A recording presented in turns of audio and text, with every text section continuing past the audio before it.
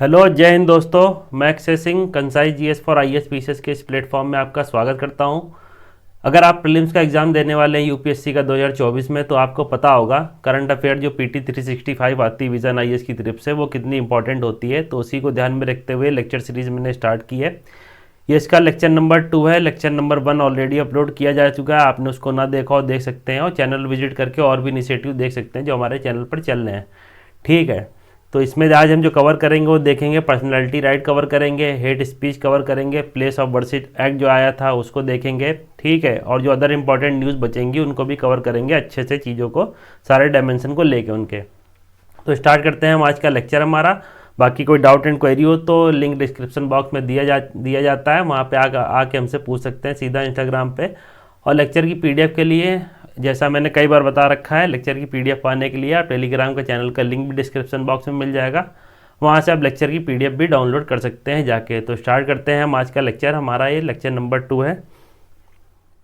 तो बढ़ते हैं हम आज के नेक्स्ट लेक्चर पे। इसमें देखेंगे हम, इसका पहला लेक्चर हम ऑलरेडी अपलोड कर चुके हैं जैसा हमने स्टार्टिंग में बताया।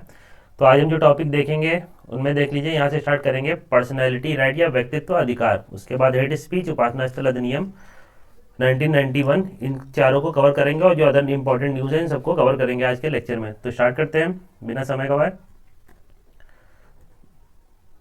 व्यक्तित्व अधिकार,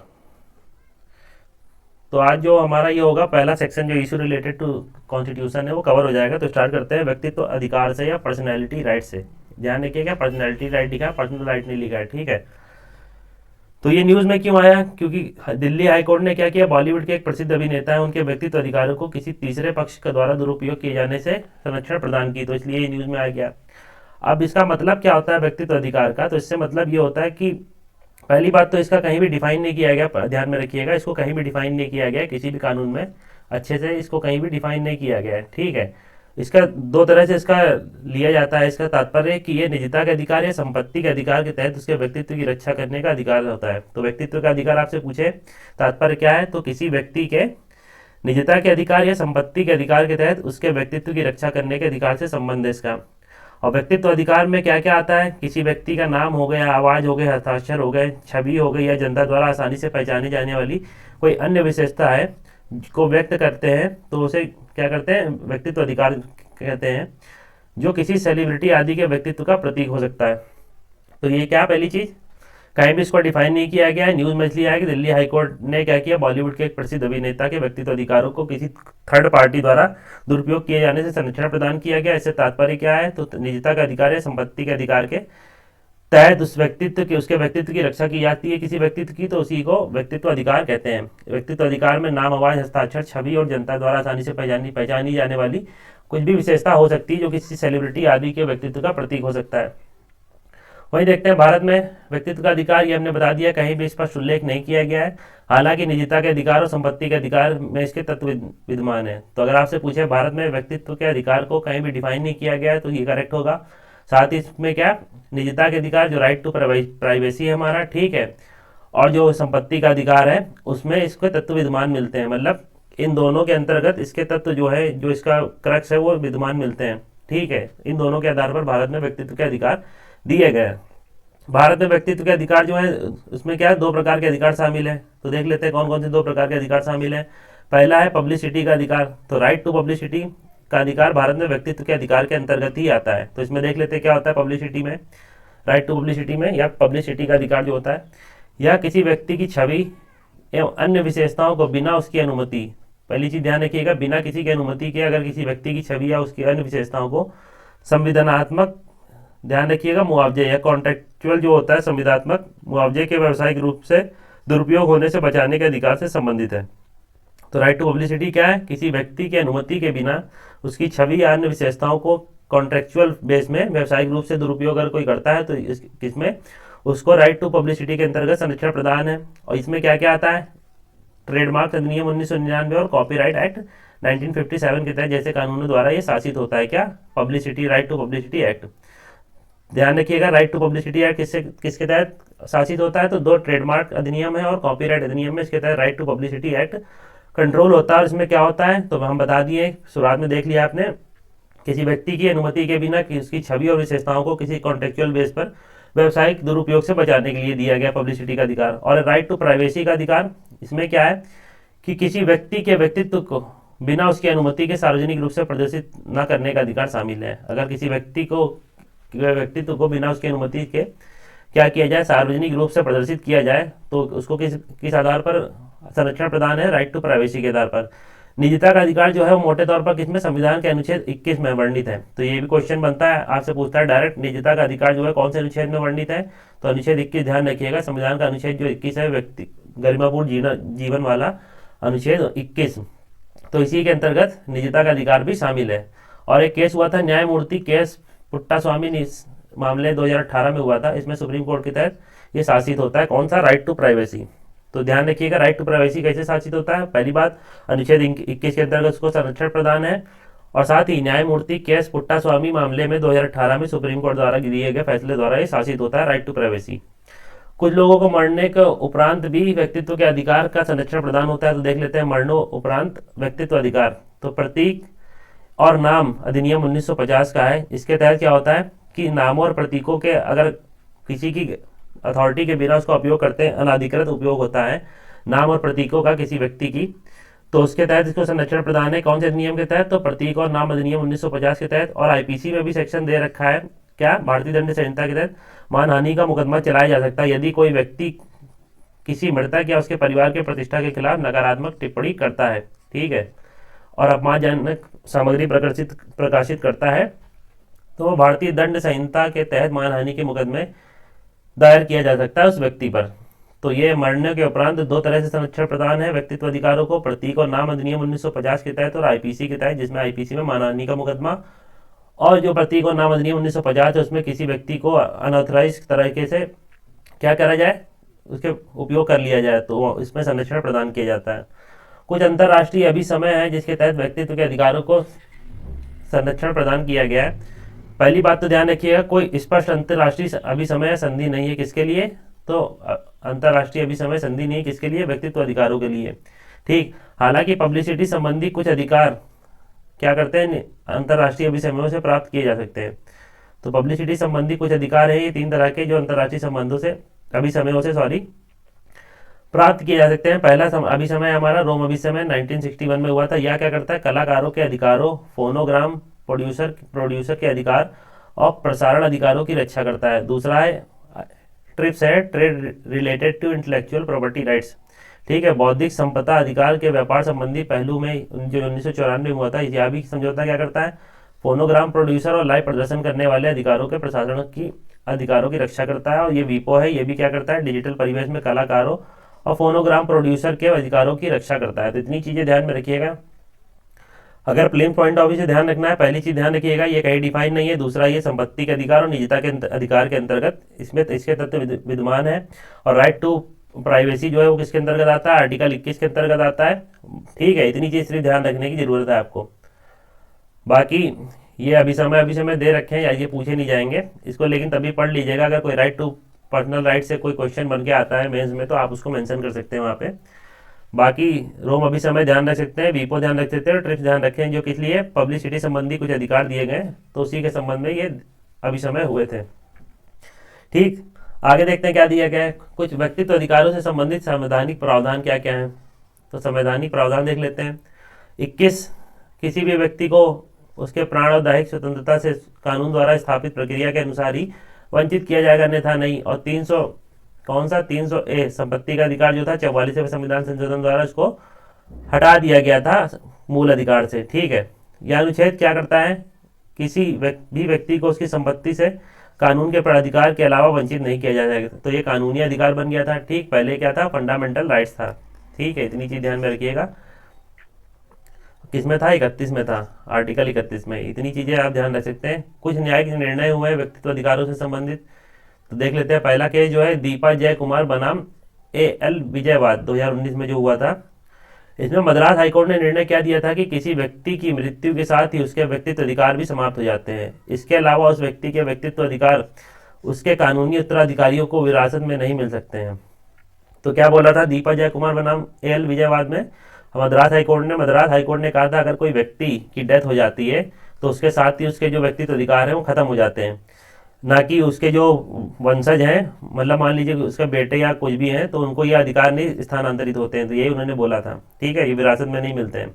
दूसरा केस हुआ साक्षी मलिक बनाम वेंकटेश्वर क्रिएशन प्राइवेट लिमिटेड और अन्य बात 2021 में जो हुआ, इसमें बॉम्बे हाईकोर्ट ने निर्णय दिया कि किसी अन्य व्यक्ति की छवि और विशेष रूप से उसकी निजी छवि का उसकी सहमति के बिना उपयोग करना गैर कानूनी है।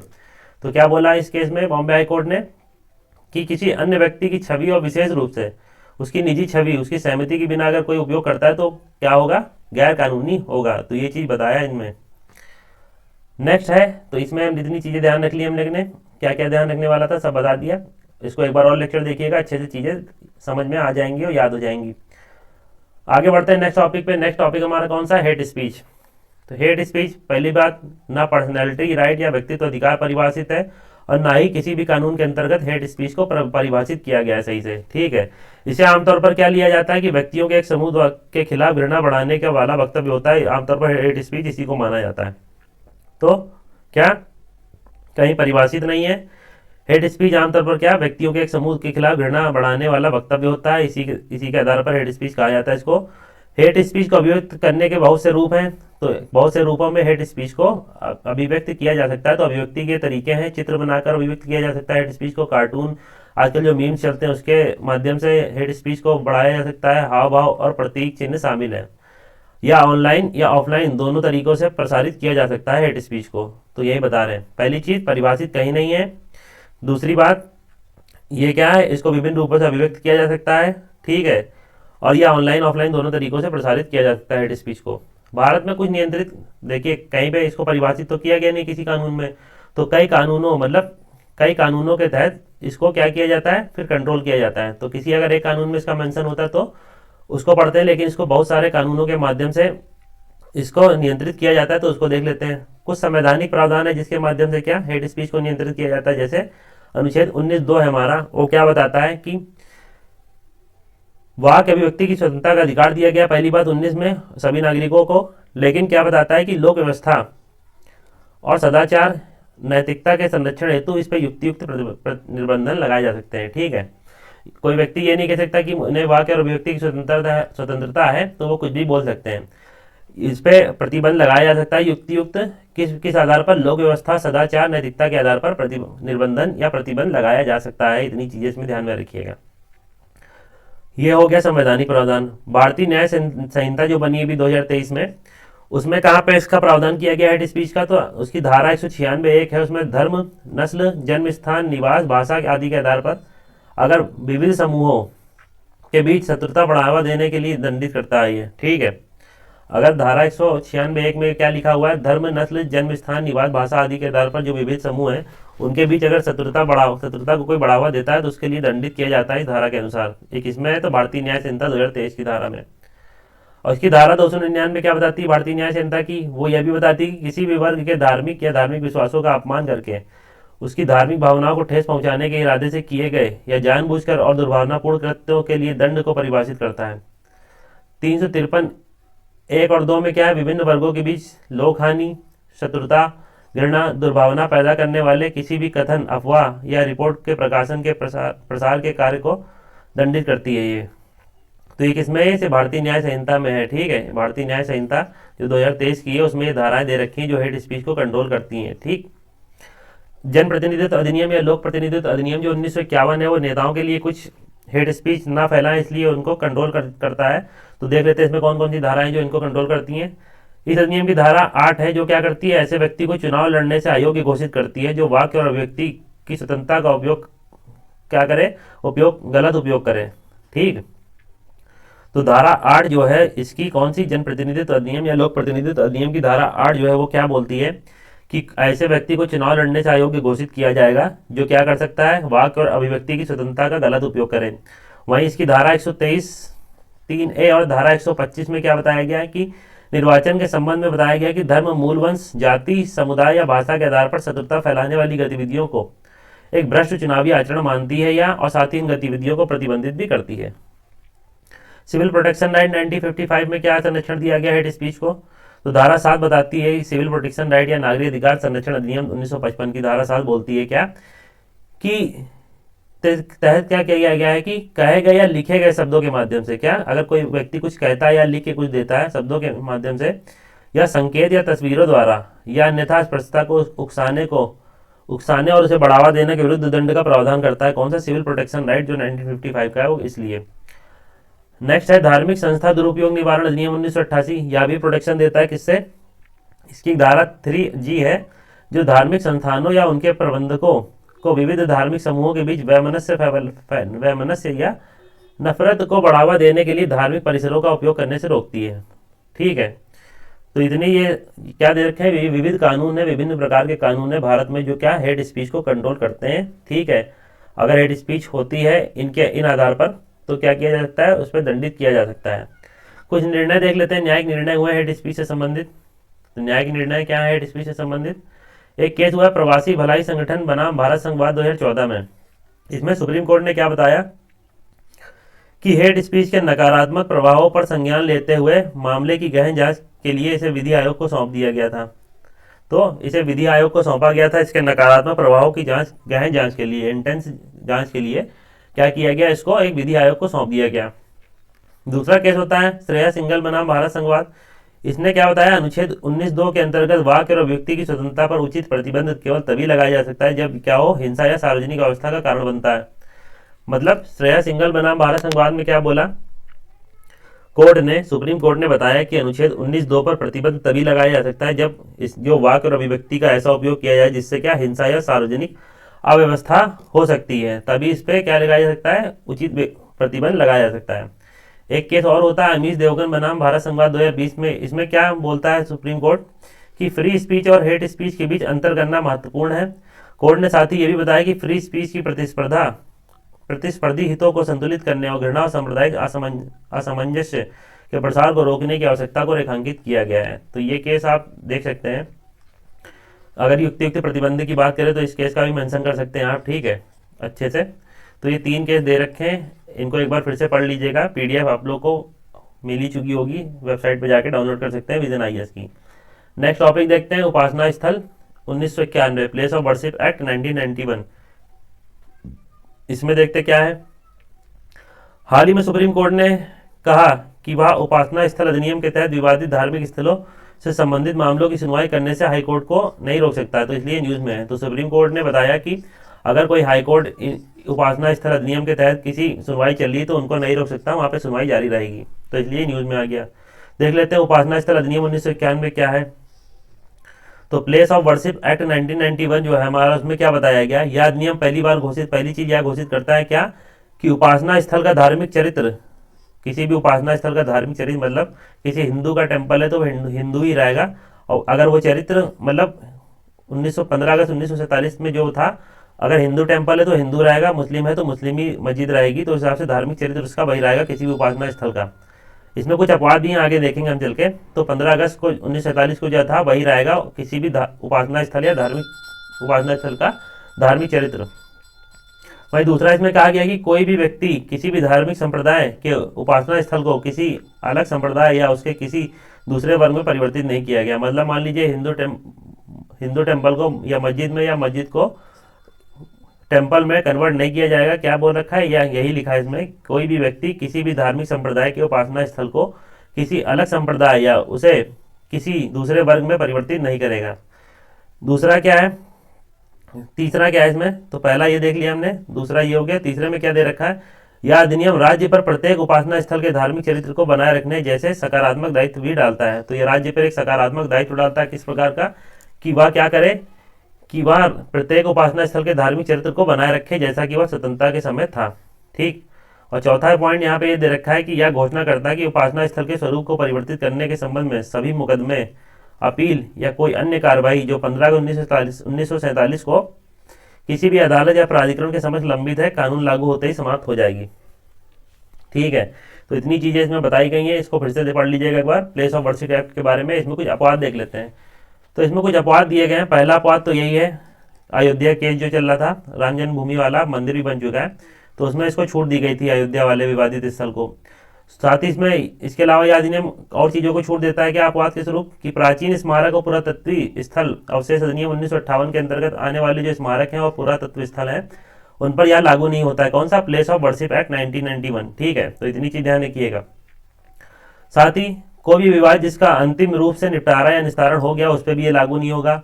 वे भी मामले इस पे शामिल नहीं होंगे जो पहले से ही निपट चुके हैं, सुलझ गए हैं। और क्या, ऐसे किसी स्थल को कोई रूपांतरण जिसे पूर्व रजामंदी से किया गया हो या अधिनियम के दायरे में नहीं आएगा। अगर कोई दो लोग की रजामंदी से क्या हो गया कि उसका रूपांतरण कर दिया गया हो, ठीक है, तो वो भी इस एक्ट के अंतर्गत नहीं आते हैं। ये दो लोग मान लीजिए रजामंदी करके इसको रूपांतरण कर देते हैं किसी भी चीज़ का, तो उसको क्या, वो इस एक्ट के अंतर्गत नहीं आएगा। ये चीज़ ध्यान में रखिएगा। साथ ही 3 साल की इसमें कैद है। कौन सी? धारा 6 के तहत। प्लेस ऑफ वर्शिप एक्ट की धारा 6 जो है वो क्या करती है, जुर्माना। धारा 6 के तहत इसके प्रावधानों का अगर उल्लंघन होता है इन प्रावधानों का, तो अधिकतम 3 साल की कैद की सजा का प्रावधान किया गया है इसमें। तो इतनी चीज़ें इसमें ध्यान में रखिएगा। तो ये हमारे 3 टॉपिक इसमें खत्म हो गए हैं। अब आगे बढ़ते हैं। कुछ अदर इंपॉर्टेंट न्यूज़ दे रखी है तो उनको देख लेते हैं। क्या है? पहला, संविधान की 8वीं अनुसूची। तो 8th schedule of Indian constitution, पता ही होगा, भाषा से संबंधित है पहली चीज, ठीक है। मोटी मोटी चीजें ध्यान रखिएगा। 22 भाषाएं हैं इसमें शामिल है, भाषा से संबंधित है। आगे देख लेते हैं। 8वीं अनुसूची में क्या हुआ, उड़ीसा मंत्रिमंडल ने कोई भाषा, कौन सी भाषा? कोई भाषा, ध्यान रखिएगा, कोई। तो कोई भाषा को इसमें शामिल करने के लिए बोला गया, तभी ये न्यूज में है, ठीक है। और किसने? उड़ीसा मंत्रिमंडल ने। तो ये भी आप क्वेश्चन पूछ सकता है कि कोई भाषा का संबंध कहाँ से है, तो ध्यान रखिएगा उड़ीसा से है, ठीक है। भारतीय संविधान की जो 8वीं अनुसूची उसमें देश की आधिकारिक भाषाओं को सूचीबद्ध किया जाता है। 22 भाषाएं, ये हमने देख लिया। मूल संविधान जो था उसमें केवल कितनी? 14 भाषाएं थी। ध्यान रखिएगा, मूल संविधान जो हमारा था उसमें केवल 14 भाषाएं थी। बाद में क्या होता है, 1967 में सिंधी भाषा जोड़ी जाती है, 15 हो जाती है। फिर 92 में कोंकणी, मणिपुरी और नेपाली भाषा जोड़ी जाती है, ठीक है। तो ये 18 हो जाती हैं। और बाद में 4 भाषाएं और जोड़ी जाती हैं, कब? 2003 में, ठीक है। तो संथाली, डोगरी, मैथिली, बोडो जोड़ी जाती है। तो टोटल कितनी हो जाती है? 22 भाषाएं हो जाती हैं। तो ये चीज़ ध्यान रखिएगा। सबसे पहले सिंधी जोड़ी जाती है, फिर उसके बाद कोंकणी, मणिपुर, नेपाली 1992 में, और 2003 में संथाली, डोगरी, मैथिली, बोडो। तो इतनी चीज़ें इसमें ध्यान रखिएगा। वर्तमान में 22 भाषाएं हैं। अगर कोई भाषा जुड़ जाएगी तो 23 भाषाएं हो जाएंगी, ठीक है। और कोई भाषा का संबंध कहाँ से? तो उड़ीसा से संबंध रखती है। देखते हैं कि अगर किसी भाषा को संविधान की 8वीं सूची में शामिल कर दिया जाता है तो उससे लाभ क्या होता है। पहला लाभ ये होता है कि भाषा के विकास के लिए सरकार के सहयोग प्राप्त होता है इसको। अगर किसी भाषा को 8वीं अनुसूची में डाल दिया जाता है तो उससे क्या होता है? सहयोग प्राप्त होता है। तो कीवर्ड पकड़िएगा, सरकार का सहयोग प्राप्त होता है विकास के लिए उसके। दूसरा क्या है, साहित्य अकादमी से मान्यता मिल जाती है इसको। साथ ही इस भाषा की पुस्तकों का व्यापक स्तर पर अनुवाद भी किया जाता है, ठीक है। और राज्य विधानसभा और संसद में बहस के दौरान इस भाषा का उपयोग किया जा सकता है। तो ये क्वेश्चन यहाँ बन सकता है आपका कि जो विधानसभा या संसद है उसमें केवल हिंदी और या अंग्रेजी में ही क्या किया जा सकता है, उपयोग किया जा सकता है? नहीं। तो यहाँ पे जितनी भी संविधान की 8वीं अनुसूची की भाषाएं हैं उनका उपयोग किया जा सकता है। किसमें? तो संसद में और विधानसभा में बहस के माध्यम से। अखिल भारतीय प्रतियोगी परीक्षाओं में इनका उपयोग किया जा सकता है। और साथ ही आरबीआई द्वारा जो भारतीय नोट है उन पर अंकित भाषाओं में इसे भी शामिल कर लिया जाएगा। तो इतना महत्व तो बढ़ जाता है इसका, ये लाभ प्राप्त हो जाते हैं अगर कोई भाषा जो है वो 8वीं अनुसूची में शामिल कर ली जाती है, ठीक है। नेक्स्ट बढ़ते हैं, 9वीं अनुसूची देखते हैं। तो 9वीं अनुसूची पता होगा कि प्रथम संविधान संशोधन द्वारा इसको जोड़ा गया था 1951 में। इसके साथ ही 9वीं अनुसूची के साथ ही एक आर्टिकल ऐड हुआ था, कौन सा? 31B। तो ये चीज ध्यान रखिएगा, 9वीं अनुसूची के साथ एक अनुच्छेद जुड़ता है 31B। और 9वीं अनुसूची में क्या है कि 9वीं अनुसूची में केंद्रीय और राज्य कानूनों को मौलिक अधिकार के उल्लंघन के आधार पर अदालतों में चुनौती नहीं दी जा सकती। अगर मान लीजिए कोई कानून बनाती है सेंट्रल गवर्नमेंट या स्टेट गवर्नमेंट, ठीक, और उसको 9 शेड्यूल में डाल दिया जाता है तो उसमें चुनौती नहीं दी जा सकती कोर्ट में उसको, ठीक है। बशर्ते क्या हो कि ये इस चुनौती सामान्य परिस्थितियों में तो नहीं दी जा सकती, ध्यान में रखिएगा, सामान्य परिस्थितियों में इसको चुनौती नहीं दी जा सकती।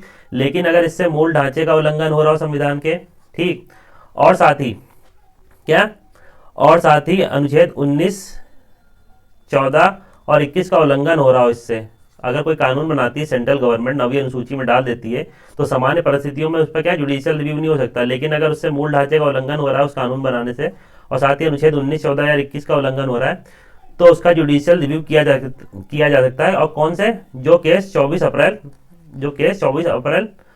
1973 के बाद ऐड किए जाएंगे इस पर, ठीक है। जो भी कानून 24 अप्रैल 1973 के बाद से ऐड किए जाएंगे 9वीं अनुसूची में, उनका इन आधार पर क्या जुडिशियल रिव्यू किया जा सकता है, अनुच्छेद 14, 19, 21 के आधार पर और मूल ढांचे के आधार पर, अगर उनका उल्लंघन हो रहा है किसी कानून द्वारा। तो इतनी चीज इस पर क्रक्स ध्यान में रखिएगा, यही चीज में दे रखी है। और ऐसा कब बताया था, IR कोहिलो जो केस हुआ था तमिलनाडु राज्य का 2007 में, उसमें फैसला सुनाया था सुप्रीम कोर्ट ने। ठीक है, बाकी आगे देख लेते हैं नेक्स्ट, राइट टू साइलेंस, चुप रहने का अधिकार। राइट टू साइलेंस या चुप रहने का अधिकार, सभी आरोपियों को चुप रहने का अधिकार है, पहली चीज सुप्रीम कोर्ट ने स्पष्ट किया। साथ ही चुप रहने का अधिकार जो है, इसको ध्यान रखिएगा, किसमें आता है, आर्टिकल 20(3) में। ठीक है, ये फंडामेंटल राइट का पार्ट है, तो फंडामेंटल राइट का पार्ट है आर्टिकल 20(3), उसी के अंतर्गत चुप रहने का अधिकार आता है। इसको अच्छे से ध्यान में रखिएगा। चुप रहने का अधिकार आपसे पूछ ले कौन से अनुच्छेद के तहत वर्णित है, अनुच्छेद 20(3) में निहित है। और ये संरक्षण केवल कौन से क्रिमिनल केस में है, ठीक है, ध्यान में रखिएगा, सिर्फ क्रिमिनल केस में ये संरक्षण प्रदान किया गया है राइट टू साइलेंस का। ठीक है, तो यही चीज में दे रखी है, चुप रहने का अधिकार सुप्रीम कोर्ट ने बताया 20(3) में निहित है, आपराधिक कार्रवाई तक सीमित है। जिस व्यक्ति से सीमा शुल्क अधिनियम या जो विदेशी मुद्रा प्रबंधन अधिनियम है उसके तहत पूछताछ की जाती है, तो उसे यह अधिकार उपलब्ध नहीं है, क्योंकि व्यक्ति किसी अपराध का अभियुक्त नहीं होता है और या वकील रखने का भी हकदार नहीं है इन केसेस में। तो इस हिसाब से इन केसेस में इसको ये संरक्षण नहीं प्रदान किया गया। साथ ही एक केस हुआ था नंदिनी सतपथी बनाम PL दानी मामले में। सुप्रीम कोर्ट ने बताया था कि किसी व्यक्ति को पुलिस स्टेशन की सीमा के भीतर किसी सवाल का जवाब देने के लिए मजबूर करना 20(3) का उल्लंघन होता है। तो अगर कोई पुलिस आपको गिरफ्तार करती है, ठीक है, उसके बाद वो थाने में आपसे पूछताछ करती है, तो वहाँ पे चाहे आप कुछ बोले ना बोले, वो आपसे जोर जबरदस्ती नहीं कर सकती है। अगर ऐसी जबरदस्ती की जाती है पुलिस स्टेशन के भीतर, तो क्या होगा, ये 20(3) का उल्लंघन होगा। ठीक है, और 20(3) का उल्लंघन आपके फंडामेंटल राइट में आता है, आप डायरेक्ट हाई कोर्ट में जाके रिट डाल सकते हैं। तो इतनी चीज़ ध्यान रखिएगा अनुच्छेद 226 के तहत। ठीक है, तो ये चीज़ ध्यान में रख सकते हैं आप। आगे देख लेते हैं क्या, तो इसमें ध्यान क्या रखना, पहली चीज़ राइट टू साइलेंस में 20(3) फंडामेंटल राइट्स, क्रिमिनल केस में ही सिर्फ ये दिया गया है। ठीक है, आपराधिक कार्रवाई तक ही सीमित है। और नंदिनी सतपथी केस ध्यान रख लीजिएगा, जिसमें पुलिस स्टेशन की सीमा के भीतर किसी सवाल का जवाब देने के लिए आपको बाध्य नहीं किया जा सकता है। इतनी चीजें आप ध्यान रख सकते हैं। नेक्स्ट है निजी क्षेत्र में स्थानीय लोगों के लिए आरक्षण। तो निजी क्षेत्र में स्थानीय लोगों के लिए आरक्षण, पंजाब और हरियाणा हाईकोर्ट ने क्या किया, हरियाणा राज्य स्थानीय उम्मीदवारों को रोजगार अधिनियम 2020 था उसको रद्द किया। और इसके अंतर्गत क्या बताया गया था, जो यह अधिनियम था, जो हरियाणा राज्य स्थानीय उम्मीदवारों को रोजगार अधिनियम 2020 था उसको रद्द किस लिए किया, इसमें यह बताया गया था जो भी निजी क्षेत्र मतलब प्राइवेट सेक्टर में जो 30,000 रुपये से कम मासिक वेतन वाली नौकरियां हैं, उसमें 75% जो हरियाणा के लोगों को स्थानीय रिजर्वेशन दिया जाना चाहिए। तो इसमें क्या था, ये जो केस था उसमें इसको रद्द किया गया हाई कोर्ट ने। और इसमें क्या था, अधिनियम में यह था कि 30,000 से कम की नौकरियां, 30,000 वेतन से कम की जो नौकरियां हैं उसमें क्या किया जाए, हरियाणा के लोगों को 75%, हरियाणा के लोगों को 75% रिजर्वेशन दिया जाए। और कौन से क्षेत्र में, प्राइवेट सेक्टर में, निजी क्षेत्र में। ठीक है, तो निजी क्षेत्र में इन लोगों को रिजर्वेशन दिया जाए, जिनकी सैलरी 30,000 रुपये से कम है, उन क्षेत्र में 75% रिजर्वेशन दिया जाना चाहिए। लेकिन यह हाईकोर्ट ने इसको रद्द कर दिया और इसे असंवैधानिक घोषित किया हाईकोर्ट ने, बताया कि भारत के संविधान के तहत मौलिक अधिकार जो दिए गए लोगों को उसका उल्लंघन करता है यह। साथ ही कोर्ट ने अपने फैसले में यह भी बोला कि यह संवैधानिक नैतिकता का भी उल्लंघन करता है। संवैधानिक नैतिकता क्या होती है, इससे तात्पर्य क्या है, संविधान के मौलिक सिद्धांतों का पालन करना। तो संविधान के जो मूलभूत सिद्धांत या मौलिक सिद्धांत है, अगर उनका पालन करोगे तो संवैधानिक नैतिकता का उल्लंघन नहीं होगा। अगर इनका पालन नहीं करोगे तो क्या होगा, संवैधानिक नैतिकता का उल्लंघन होता है। इससे तो ये कोर्ट बोल रहा है। साथ ही क्या बता रहा है, न्यायालय ने यह भी कहा कि एक राज्य इस तथ्य के आधार पर बाहरी व्यक्तियों के साथ भेदभाव नहीं कर सकता कि वह उस राज्य से संबंधित नहीं है या नकारात्मक भेदभाव है। तो हमारा संविधान सकारात्मक भेदभाव, अफर्मेटिव एक्शन को तो प्रोत्साहित करता है, लेकिन नकारात्मक भेदभाव को हतोत्साहित करता है। ये आपको ध्यान में रखना चाहिए। ठीक है, आंध्र प्रदेश में भी इस तरह के कुछ कानून बनाए गए थे पूर्व में, तो ये सब दिया है नहीं नीचे 2019 में। नेक्स्ट है अफर्मेटिव एक्शन, सकारात्मक कार्रवाई। सकारात्मक भेदभाव भी इसको कहते हैं, कार्रवाई भी कहते हैं, सकारात्मक पक्षपात भी कहते हैं।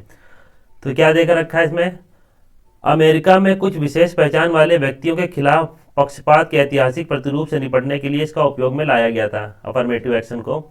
इसके तहत अमेरिका के कॉलेजों, विश्वविद्यालय और अश्वेत, हिस्पैनिक और जो अल्पसंख्यक हैं वहाँ के माइनॉरिटी छात्रों के लिए प्रतिनिधित्व को बढ़ावा देने के लिए इसको लाया गया था। किसको, अफर्मेटिव एक्शन को। ठीक है। भारत में जो रिजर्वेशन है वो भी किसका पार्ट है, अफर्मेटिव एक्शन का एक उदाहरण है। और इसके माध्यम से ऐतिहासिक रूप से जो वंचित रहे हैं लोग समूह हैं उनको शिक्षा, नौकरियों, सरकारी योजनाओं, छात्रवृत्ति, राजनीति में प्रतिनिधित्व उनका बढ़ाया जाना था। इसी के तहत संविधान का अनुच्छेद 15(4) और 16(4) सरकार को आरक्षण से संबंधित प्रावधान करने की अनुमति देता है। ठीक है। जैसे अमेरिका में अश्वेत हो गए, हिस्पैनिक हो गए और जो अल्पसंख्यक हो गए, जिनका ऐतिहासिक रूप से वंचित इनको रखा गया है कई चीज़ों से, तो उनके उनके लिए अफर्मेटिव एक्शन लाया गया था वहाँ पे। ठीक उसी प्रकार भारत में जो रिजर्वेशन का फॉर्मूला है वो अफर्मेटिव एक्शन का एक उदाहरण है। तो ये बताया गया है इसमें। ठीक है। और ये 15(4) और 16(4) जो है भारत में सरकार को क्या है, नौकरी में आरक्षण से संबंधित प्रावधान करते हैं। सुप्रीम कोर्ट ने इंदिरासानीवाद में बताया कि रोजगार और शिक्षा दोनों में ओबीसी, SC, ST के लिए आरक्षण की सीमा जो है 50% तय कर दी थी। ठीक है। तो इतनी चीजें इसमें ध्यान में रख सकते हैं आप। नेक्स्ट बढ़ते हैं, रंगनाथ मिश्रा आयोग देख लेते हैं। ये किस लिए बनाया गया था। पहली चीज केवल इतना पूछता है पेपर में कि यह आयोग का संबंध किससे है, तो ध्यान रखिएगा धार्मिक और भाषाई अल्पसंख्यकों के लिए राष्ट्रीय आयोग बनाया गया था। किस कौन कौन से, धार्मिक और भाषाई अल्पसंख्यकों के लिए राष्ट्रीय आयोग ये बनाया गया था। गठन क्या किस लिए, अलग अलग मुद्दों को रेखांकित करने के लिए किया गया, देश में भाषाई और धार्मिक अल्पसंख्यकों से संबंधित। आयोग ने 2007 में रिपोर्ट प्रस्तुत की और यह सिफारिश की कि अनुसूचित जाति का दर्जा पूरी तरह से धर्म से अलग कर दिया जाना चाहिए। साथ ही अनुसूचित जनजातियों की तरह ही इसको धर्म तटस्थ बनाया जाना चाहिए। इसने इस्लाम और ईसाई धर्म अपनाने वाले दलितों को अनुसूचित जाति का दर्जा प्राप्त करने की अनुमति भी सिफारिश की थी। तो ये पहली चीज से इतनी ध्यान रखिएगा क्या संबंध है किसका, रंगनाथ मिश्रा आयोग का। तो इतनी चीजें ध्यान में रखिएगा, धार्मिक और भाषाई अल्पसंख्यकों के लिए बनाया गया था राष्ट्रीय आयोग। तो ये हमारा लेक्चर आज का अभी है, एक सेकंड थोड़ा सा बचा हुआ है, आर्टिकल 355 बचा हुआ है और राइट टू वॉक बचा हुआ है, तो देख लेते हैं, इंपॉर्टेंट है।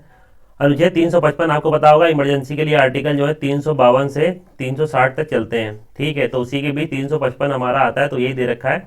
भाग कौन सा, 18। तो पार्ट ध्यान रखिएगा, पार्ट 18 जरूर ध्यान रखिएगा, ये भी क्वेश्चन पूछ लेता है। इमरजेंसी से संबंधित कौन सा पार्ट आता है, मतलब कौन सा भाग हमारा आपातकाल से संबंध रखता है, तो भाग 18 ध्यान रखिएगा, पहली चीज।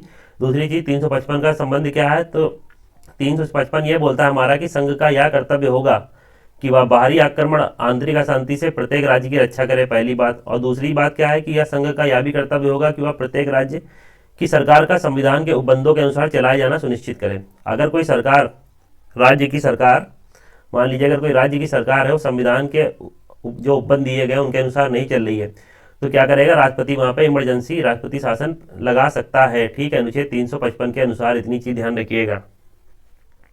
ध्यान क्या रखना है, भाग 18 अनुच्छेद 355 किसके अंतर्गत आता है, इमरजेंसी के संबंध में ही इसका मतलब इमरजेंसी के अंतर्गत ही आता है।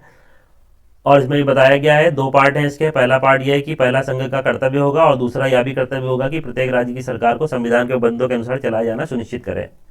नेक्स्ट है राइट टू वॉक, पैदल चलने का अधिकार।